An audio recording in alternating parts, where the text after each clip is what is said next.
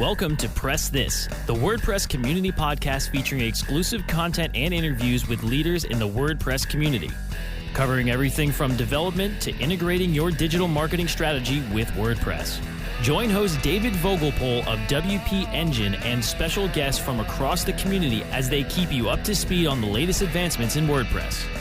Let's get started. Hello, everyone, and welcome to the PressThis, the WordPress community podcast on WMR. This is your host, David Vogelpohl. I support the WordPress community through my role at WP Engine, and I love to bring the best of the community to you here every week on PressThis. As a reminder, you can follow me on Twitter at WPDavidV, and you can subscribe to PressThis on iTunes, iHeartRadio, or Spotify, not Shopify. And of course, you can download the latest episodes at WMR.fm. In this episode, we're going to be talking about the future of e-commerce and WooCommerce. And joining us for that conversation from Elementary Digital, I'd like to welcome Gyles Seward. Gyles, welcome to PressThis. Hi, David. Thanks for inviting me on. Good. So glad to have you here. I know you're calling in from England today, right? Is that correct? I am indeed, yes, across the pond for you guys, but yes, I am calling from a place called Yorkshire, so in the north of England. Yeah. Oh, fantastic. Well, really excited to have you here. We know, of course, e-commerce is a global sport. I know this is a big part of your focus. But for those listening, what we're going to be talking to Gyles about today is his thoughts on where WooCommerce wins over closed source platforms like Shopify. The cost of ownership of open versus closed source platforms. So what does it cost to actually own and operate one of these stores in these two different ways? And why WooCommerce is unintuitively becoming the enterprise e-com platform of choice. I'm really curious to hear more about that, Gyles. But we'll go ahead and kick it off with the first question I actually ask every guest. So I'm very curious to hear your answer, Gyles. Briefly tell me your WordPress origin story. When did you first use WordPress? I started a little bit before that. I started working digital in 2006, and back then the whole sort of approach to building websites was around bespoke content management systems. And I worked from about 2006 to about 2011 developing websites for people using bespoke CMS, and then WordPress started to appear, and it went from someone ringing me up and saying, I want to build a website, to someone saying, do you do WordPress? And when I'd been asked about 10 times, I thought, I better have a look at this. So back in 2011, I started to find out a bit more about it. And obviously back then it was more sort of set in its blogging roots. So I started to learn. I bought a few books and started to really get into understanding more about it.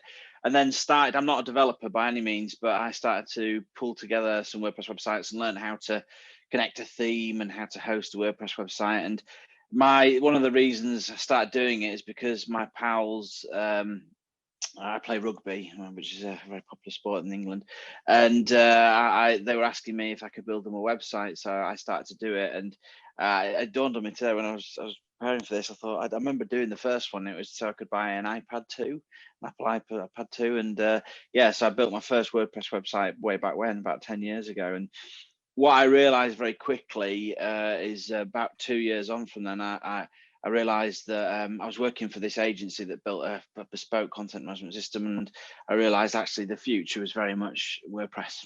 And I decided to leave the job that I was in and then set up my own dedicated WordPress agency back in 2013.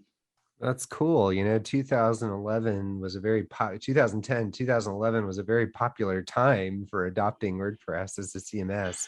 This was right after custom post types with custom meta fields had appeared in WordPress. And so this was also around the time I was also in the agency business, and my phone kept ringing for WordPress sites. And I was like, I guess I better start building with WordPress. So I kind of share that origin story with you, at least in that way. I actually used WordPress a little bit before then for other reasons, but it's kind of funny that overlap there, Gyles.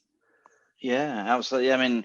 From my point of view, it was driven by the marketplace and what people were saying. And when I started to explore, because obviously I was working in this bespoke CMS and using it every day, and I just realized even back then how forward WordPress was as a content management system. It was just so much easier to use, and for people to pick up and work with it was just much better. Yeah, you didn't have to maintain that bespoke CMS either. That was a pretty nice part. Yeah, absolutely. Yeah. It was it was like a breath of fresh air, to be fair. Sure. All right, cool. So tell me a little bit real quickly about Elementary Digital, what y'all work on related to WooCommerce. Yeah, so I founded Elementary Digital back in 2013. I ran it by myself for about 8 months, and then I met my business partner, a guy called Andy Holland, who started in WordPress right at day dot when WordPress was on the scene back in, I think, about 2008 or something like that. And once he came on board, we decided to build a dedicated WordPress agency in the UK. Today we're 35 people. We have 18 developers. We have offices in London and then a place called Leeds, which is up in the north of England. I have quite a heavy e-commerce background. I've been working in e-commerce since 2006, so for 15 years. And that e-commerce has been not just building websites, but also SEO, paid search, social media. So the full mix, really. So how to generate traffic and how to get people to convert on the website. Started building in WooCommerce back in 2014. And we're quite well recognized for WooCommerce today in England, in particular. We specialize very much in complex WooCommerce builds today, and we build more enterprise level e-commerce platforms for people. So we work with high street brands in the UK. We work with a lot of business to business brands, financial services. We work with one of the top 3 banks in the UK, supporting them in WooCommerce. And then fitness, clothing and fast fashion. So we have quite a cross section of experience, really. So we get challenged with doing lots of interesting things in WooCommerce, and what we're quite proud of is we want to push the boundaries, really. And we're very much interested in WooCommerce being more sort of considered as more of an enterprise e-commerce framework. So I like how you commented about kind of pushing the boundaries. And I know, at least for me, it feels like people choose WordPress and WooCommerce when they're trying to build something unique and stand out. And I know that like closed source platforms, in e-com, things like Shopify can sometimes make it easy. And we know, of course, that Woo has grown to a massive size. I think it launched in 2011, right after those custom post types. But, Shopify, of course, is gaining ground. So I'm just curious, like, if Shopify for smaller stores is easier, why do people choose Woo over these kind of quote simpler and closed source platforms like Shopify? Yeah, I mean, one of the things about Shopify is momentum. I think it is bigger actually than Woo. I did some research on Built With, and at the moment there's 4.8 million Shopify stores and there's 4.7 WooCommerce, so it's ever slightly bigger than WooCommerce these days. But yeah, I think the whole thing around Shopify and how it presents itself to market has been an easy option, and as easy as opening your laptop and using a piece of software on your laptop is what it breaks down some barriers, because in e-commerce there is always that fear of the unknown. And Shopify, don't get me wrong, is very simple to use. It's very idiot proof. So yeah, no, it's a great package. However, what we see is quite a bit of pushback in terms of Shopify, because whilst people run into it and sort of set up the stores, they do it with the wrong understanding of the overall lifetime costs. And what they're finding now is that to have a Shopify store, they're getting them online and they're getting up and running. However, ultimately, it's costing them a lot of money, and it's money that's coming out of the back pocket. So one of the shifts we've seen in terms of the marketplace is people are now talking to us about WooCommerce, because there is more opportunity to own the website and evolve the website, because obviously Shopify is a closed framework and you're limited to what it can effectively do by its features that are available. So yeah, it's with WooCommerce, what we've seen is people that have come to us for a WooCommerce website have already been aware of WooCommerce and what it can do, or have had an experience with WordPress, which with WordPress being the biggest content management system in the world is very beneficial. But then what we're also seeing is a lot of people that have been on these other systems like OpenCart, BigCommerce, or Shopify that are now looking for something that they can evolve and adapt with them, and they can have more ownership over their whole framework. You just And hit the also, two. I was just going to say, you just hit the 2 points that really stood out for me as I was listening to your earlier comments on that, was this notion of evolve and own. In other words, when you choose closed source, it's almost like you're renting your website or your store from that company, but then you're also restrained in the way you might evolve based on, the limitations of the platform. Now, of course, limitations can sometimes be good because they can help you move fast. But if you're trying to stand out, it feels like open platforms give you that ability. It seems like that seems to play out with the way you were responding to that.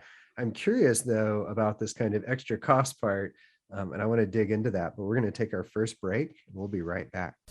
Time to plug into a commercial break. Stay tuned for more Press This in just a moment. Hello everyone, welcome back to Press This, the WordPress community podcast on WMR. This is your host, David Vogelpohl. I'm in the middle of our interview with Gyles Seward talking about the future of e-commerce and WooCommerce.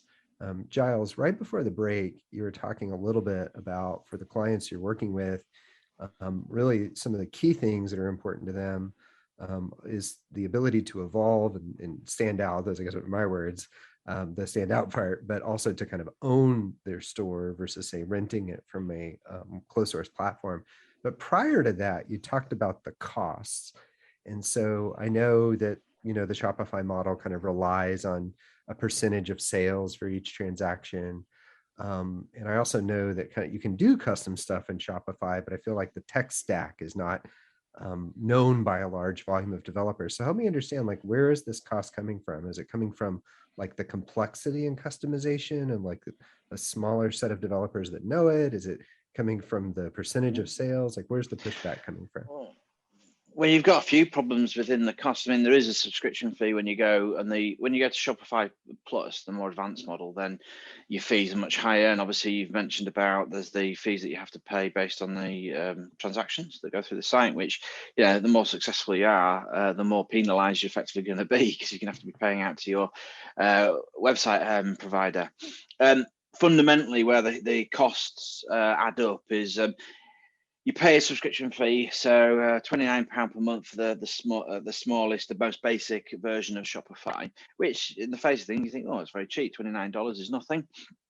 But then when you grow or you evolve as an e-commerce business, and the reason you're going online is to do that, and if you're successful and people find you, and you want more out of the website, trying to find someone that can cost effectively work with you is very difficult. The reason being is the development for community for Shopify is still, when compared to WordPress, massively limited. Shopify is built in its own coding methodology called Liquid, which is like a version of Ruby on Rails. And the number of developers that are trained or are capable to a high enough level to be able to do a professional and considered job is limited. And the knock-on effect for that is that the agencies out there can charge a premium. So it's a kind of a double bluff. You sign up for your e-commerce website and you pay your $29 and you think, oh, I've created it myself and stuff. But then when you want to evolve it or change it and do basic things on it, first of all, the extensions might not exist within Shopify. So then you're limited to what the functionality is that's for that piece of software. It's effectively software as a service. But then when you go out to find an agency or a developer, there's very few freelance developers. They're usually booked up for months in advance. Because they're so busy, they start to charge a premium.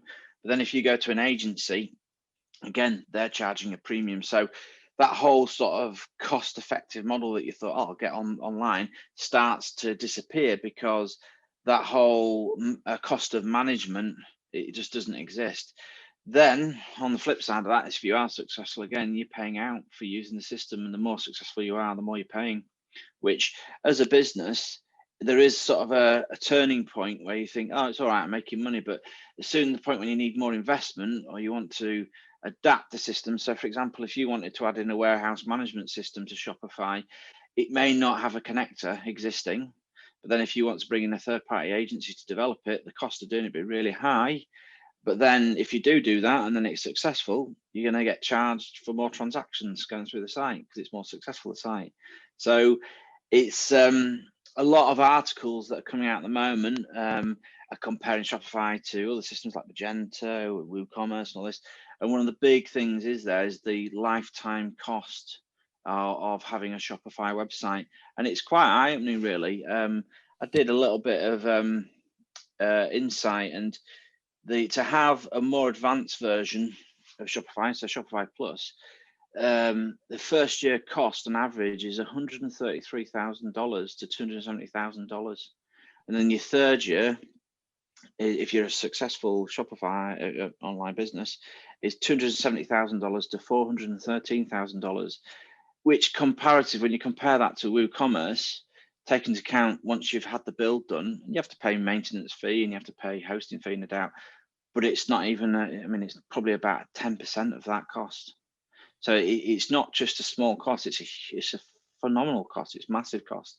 So Shopify, for all its benefits of getting you online and being a relatively simple platform to use, in the long run, it's a very, very expensive platform and way to run an e-commerce business. So did those costs you just ran down, did that include the cost of the development time to maintain the store? Or was that just the platform cost? Yeah, that's your overall cost. So that's cost to maintain and run the site, and that'll probably be your. It was just based on an average e-commerce example. So, but if you're hitting 430,000, if you're turning over, let's say, a couple of $1 million, that's quite a big cost. It's a big cost. Yeah, it is. And if you look at percentages, on average, you'd say about 10% of whatever you turn over, your sales should be covering your cost of developing and maintaining a website, and perhaps some digital marketing as well. That's way over. That's you're looking at, if you turn over $4 million. I mean, you hit this point early on in that response, and I just kind of want to get back to it, is like, if you want to do custom development in Shopify, your developers need to know a special version of Ruby on Rails.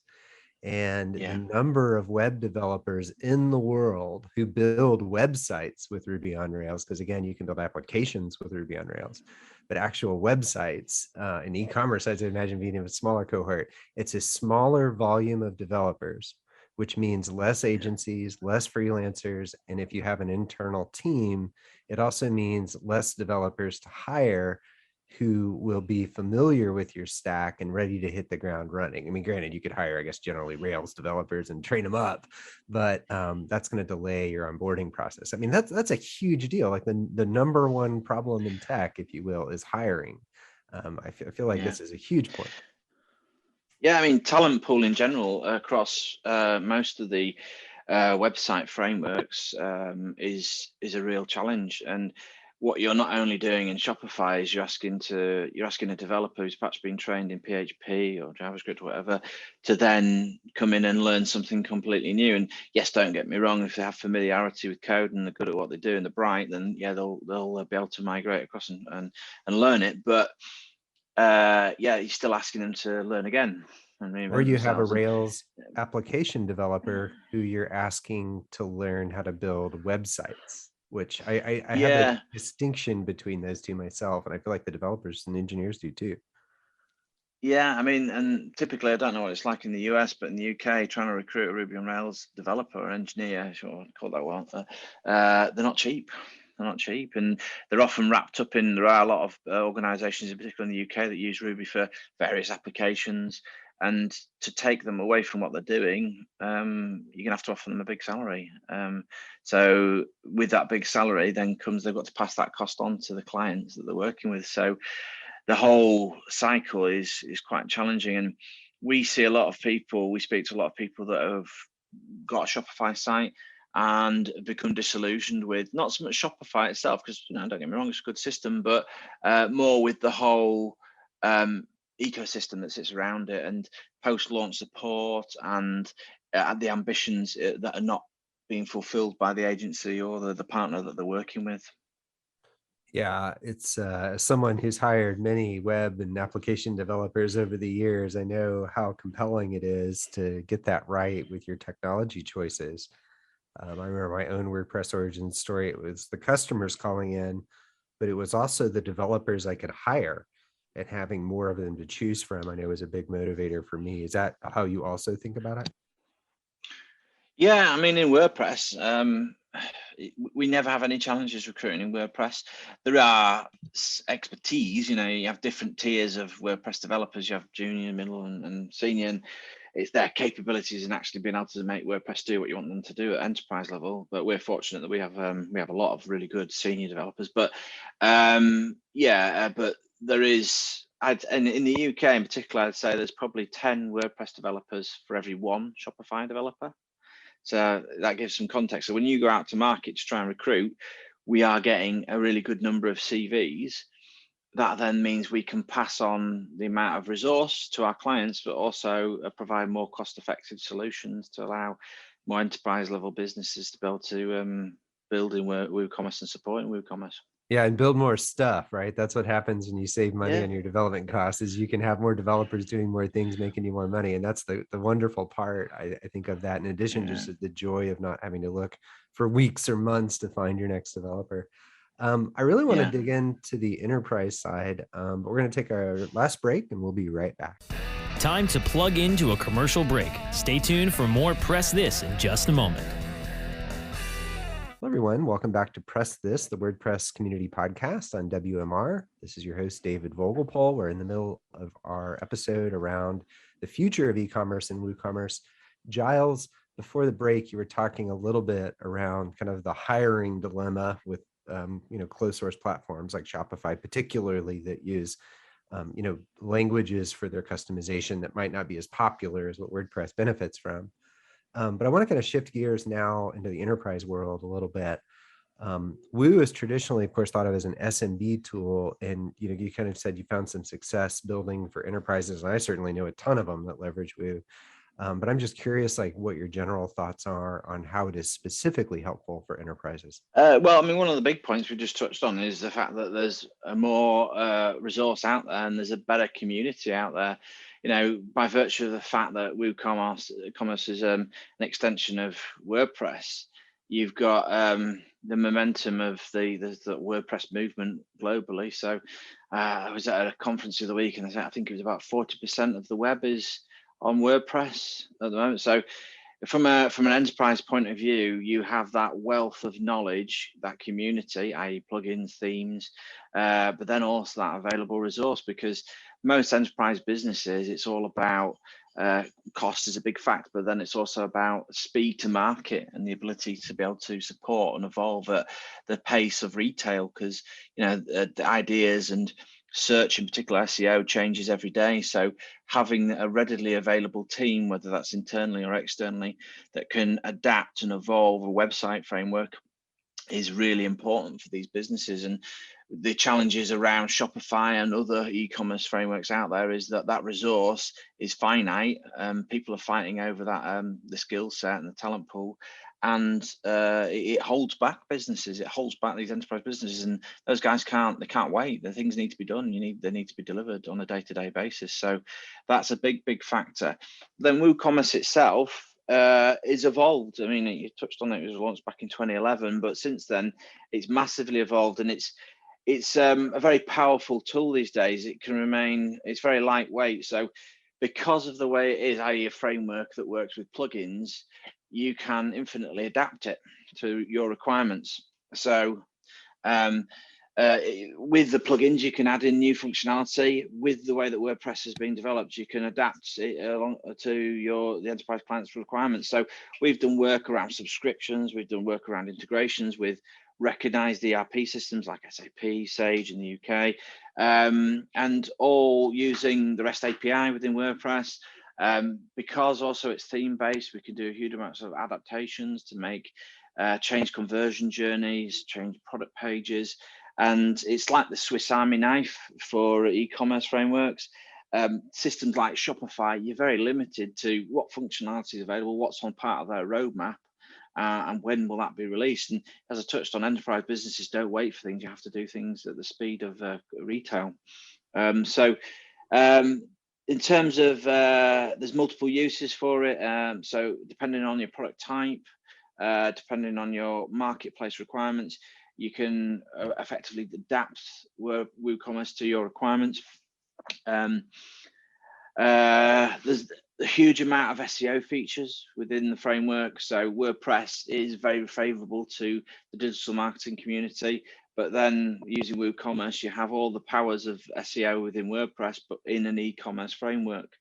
In terms of ownership as well, enterprise businesses more and more these days are wanting to have full ownership.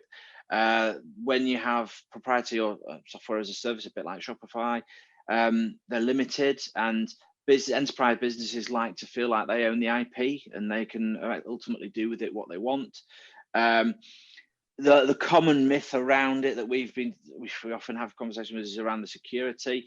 That myth these days is getting more and more dispelled because WordPress is as secure as any other framework, and we're getting contacted more from IT directors or CIOs, chief information officers, about WooCommerce, because the perception of it these days is that it's up there with these larger e-commerce frameworks like Demandware or it's patched, right, for any known vulnerabilities and so on, where it's WordPress. But it sounds like thematically, as I kind of hear you run through that list, the thing that really stood out to me was speed, right? Like what enterprise wants more than anything is to move fast. And that seems to be the toehold for me that I've seen, that gets you in the door initially with enterprises using WordPress.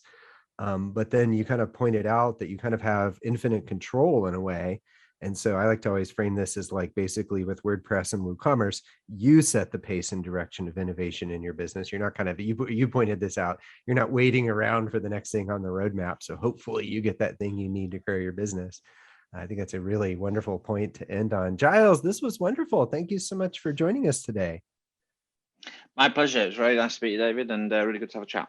Yeah, it was very interesting. If you'd like to learn more about what Gyles is up to, you can visit elementarydigital.co.uk. Thanks everyone for listening to PressThis, the WordPress community podcast on WMR. Again, this has been your host, David Vogelpohl. I support the WordPress community through my role at WP Engine, and I love to bring the best of the community to you here every week on PressThis.